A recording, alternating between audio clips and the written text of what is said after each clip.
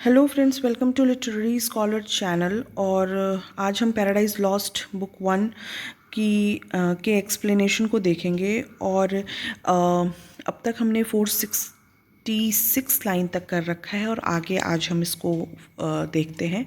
अगर आप इस चैनल पे नए हैं तो इसको सब्सक्राइब करिए, और अगर आप इस चैनल को ऑलरेडी सब्सक्राइब कर चुके हैं तो welcome back to the new video. और take care of yourself, ध्यान रखिए अपना। और चलिए आज का वीडियो शुरू करते हैं। तो आगे हम आज का एक्सप्लेनेशन देखते हैं कि कहाँ से हमको करना है। Him followed Rimmon whose delightful seat was fair Damascus on fertile banks of Abbana and farther lucid streams. He also against the house of God was bold.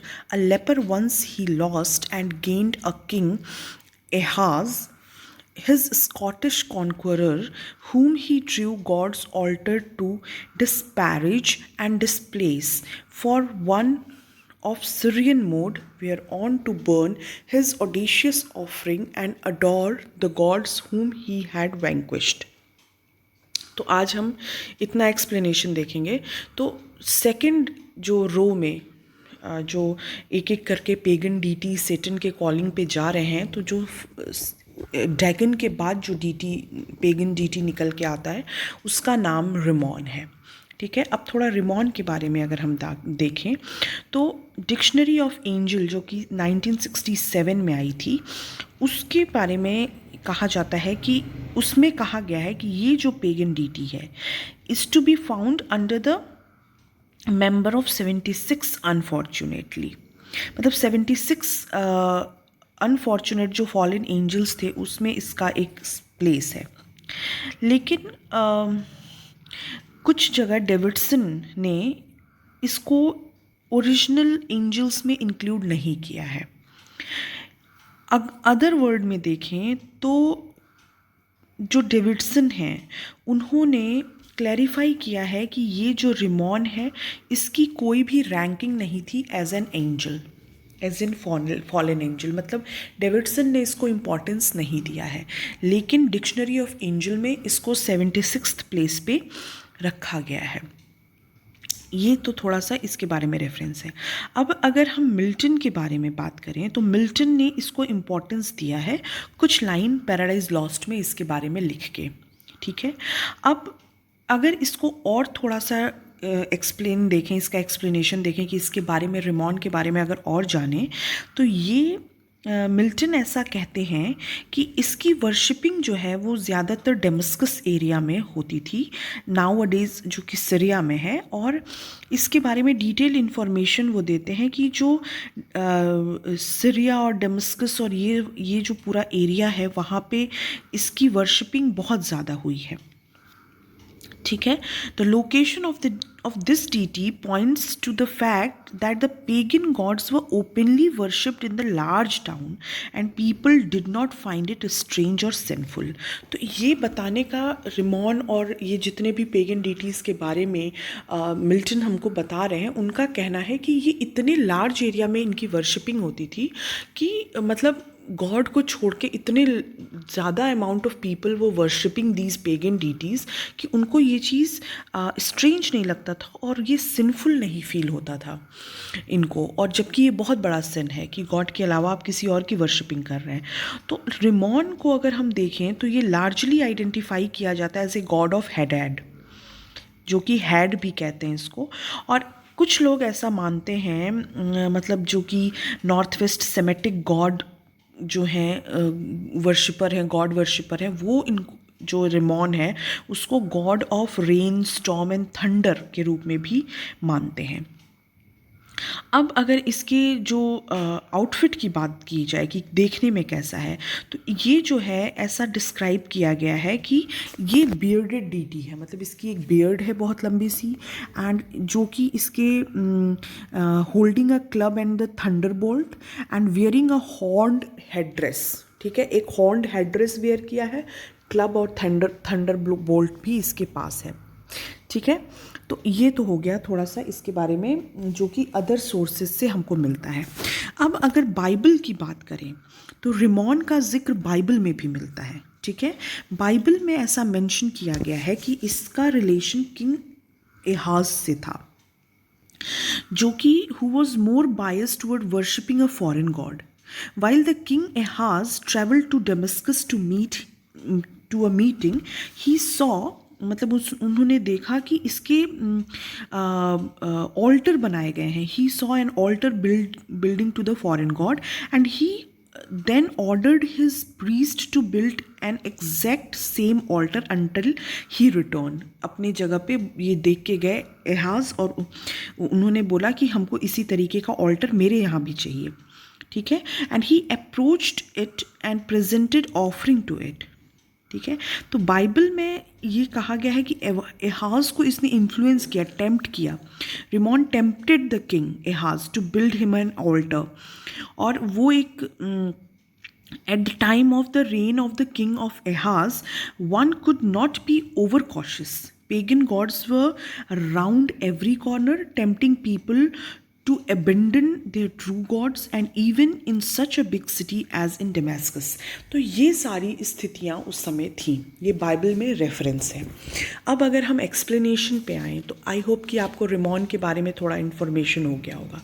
तो अब एक्सप्लेनेशन देखते हैं. अब एक्सप्लेनेशन आपको समझने में आसान होगा कि कह क्या रहे हैं मिल्टन. मिल्टन कह रहे हैं कि हिम फॉलोड रिमॉन, मतलब डेगन के बाद जो नेक्स्ट पेगन डीटी सेटन के कॉलिंग पे आता है वो है रिमॉन.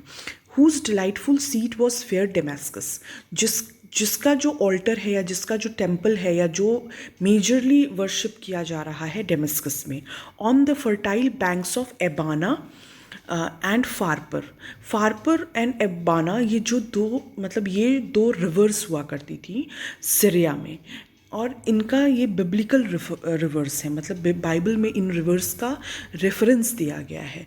तो ये जो दो रिवर्स थी, मतलब कहने का कि इनके फर्टाइल बैंक पे डेमस्कस में, ये जो कोस्ट है, कोस्टल एरिया में ज़्यादा वर्शिपर्स थे रिमॉन के. ठीक है. फिर वो कहते हैं he also against the house of God was bold, मतलब ये जो था क्या नाम है कि सॉरी रिमॉन, ये बेसिकली देखा जाए तो गॉड के ऑल्टर के अगेंस्ट था, मतलब गॉड के वर्शिपिंग के अगेंस्ट था.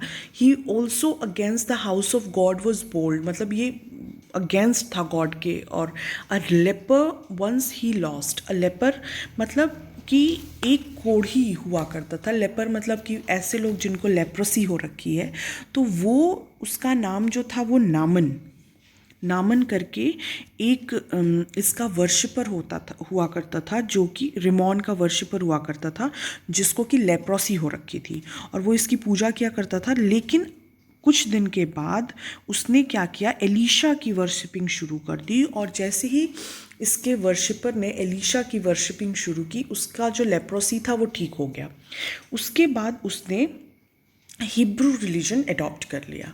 तो ये उसी लेपर के बारे में बात किया है जिसका नाम नामन करके है. ठीक है. तो ये इसमें मिल्टन बता रहे हैं कि उसने अपना एक वर्शिपर, एक बहुत ही पॉपुलर वर्शिपर खो दिया, जिसने कभी कहा था कि एबाना और फारपर रिवर जो हैं वो, उनका जो वाटर है is greater than the water of Israel where the God, जहाँ पे गॉड का वास था उस समय, तो उनके पानी से ज़्यादा पाक साफ पानी इन दोनों रिवर्स में बहते हैं, क्योंकि ये यहाँ पे वर्शिपिंग किसकी होती है, रिमॉन की होती है. तो एक इतना बड़ा इसका वर्शिपर इसने खो दिया.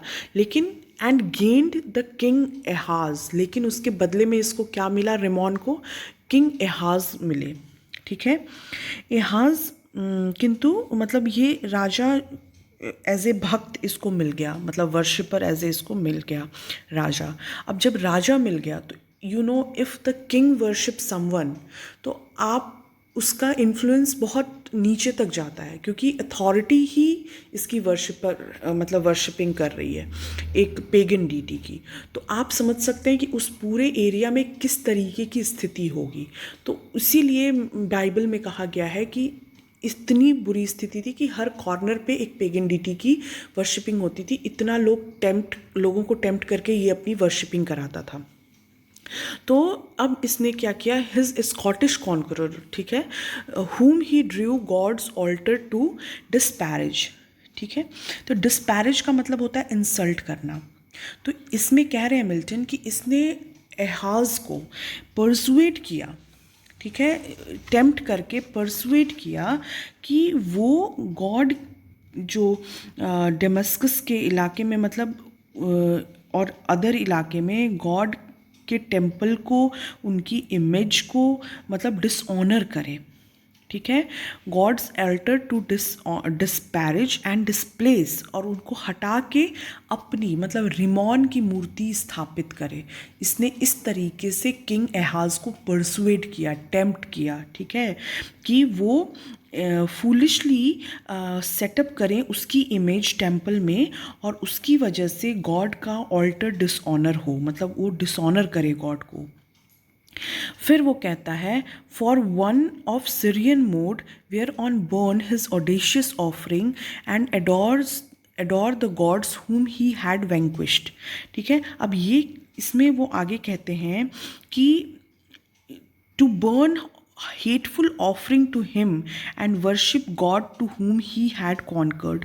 ये जो मतलब इसको इस तरीके से एहाज को इसने टेम्प्ट कर रखा था रिमॉन ने, कि उसने जितने भी गॉड को मतलब पूजा होती थी, लोग इसके करते थे अगल बगल, मतलब बहुत सारे पेगन डीटीज़ के टेम्पल बने, और गॉड की डिसऑनरिंग करवाई इसने वहाँ के लोगों से। तो इस तरीके का रेफरेंस यहाँ पे हेटफुल चीज़ें, मतलब हेटफुल ऑफरिंग दी गई गॉड को वहाँ पे इनकी वजह से। और ये इस तरीके का इसका और जिस जिस जगह को ये कॉन्कर्ड करते जाता था वहाँ पे इसके टेम्पल इस्टेब्लिश करवाए गए। तो ये अब तक का यहाँ पे एक्सप्लेनेशन है। आई होप कि आपको क्लियर हुआ होगा।